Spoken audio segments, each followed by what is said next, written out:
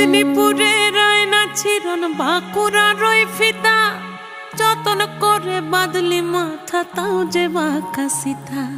মেদিনীপুরে রায়না ছিরন বাঁকুড়া রই ফিতা আর যতন করে বাদলি মাথা তাও যে বাঁকা সিথা।